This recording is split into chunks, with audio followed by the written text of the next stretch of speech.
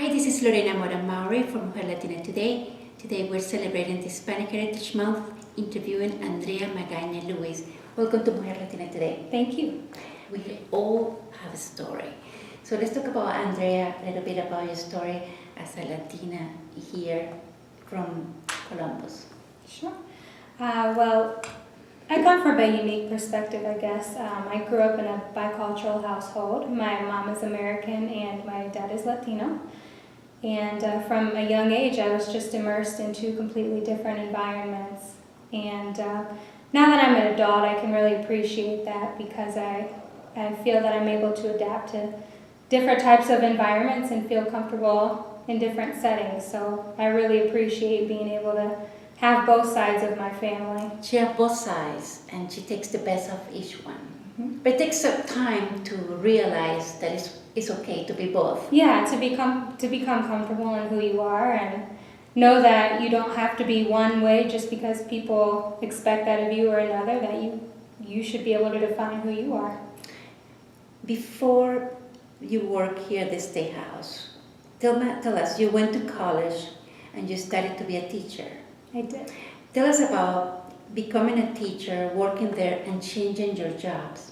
I went to school to become a teacher. I had never really put too much thought in the different educational opportunities available to me. I knew I didn't want to be a nurse or a doctor or a lawyer, and I thought a teacher would best suit me.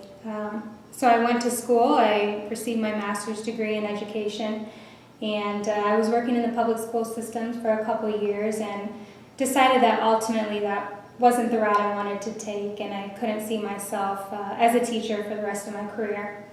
So I ended up applying for a governmental fellowship and was selected. And the fellowship actually placed me in the communications department of the Ohio House. And I had never had any previous communications experience, so I was definitely hesitant and nervous to accept the position, but it ended up being a great experience. I learned a lot, and it worked out so well that they wanted to keep me on, and they actually created a position for me in the communications department. But you work with legislators from represent different political parties. That they have different issues. Yes. They're leaders.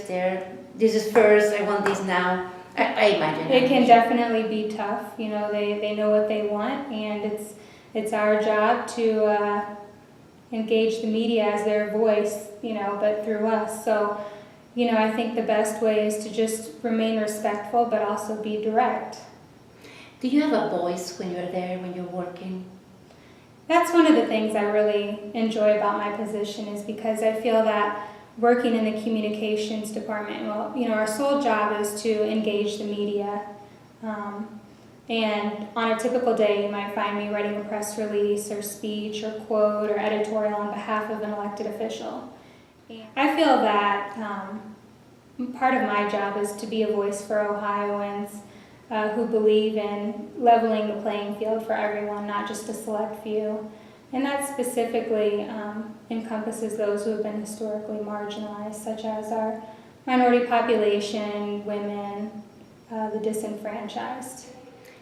You definitely, working in a communications department, your work is going to be looked at and edited and edited and edited, so you really have to develop thick skin. And I think for me, I made it a point to work especially hard because I didn't know how I would be received by my coworkers or legislators. I'm the only Latina I know of that works in the Ohio House, so you definitely feel like you're representing your whole race when you're the only one working there. I see you as a strong leader. Do you think that maybe you can run for office one day? I don't have any political aspirations right now, but I definitely would see myself more in a servant leader position where I'm working among the people and through the people instead of in front of the people. But I definitely feel like I'm gaining a lot and learning a lot from legislators who stand up there every day and promote policies that they believe will help Ohioans. I see you in the State House in Ohio.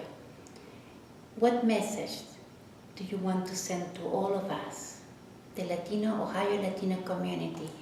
I think as a community, we really need to be aware of the issues affecting our community, and I do mean the Latino community, but also the communities in which we reside and Ohio as a whole.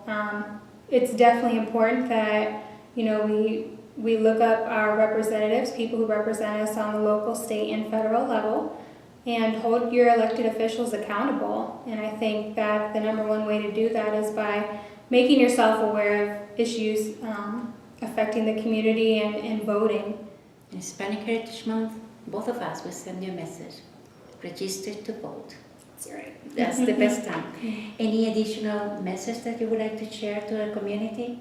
You know, I think advocating is something that is very important too, and especially I think as Latinos it is important to advocate for those whose voices are often stifled.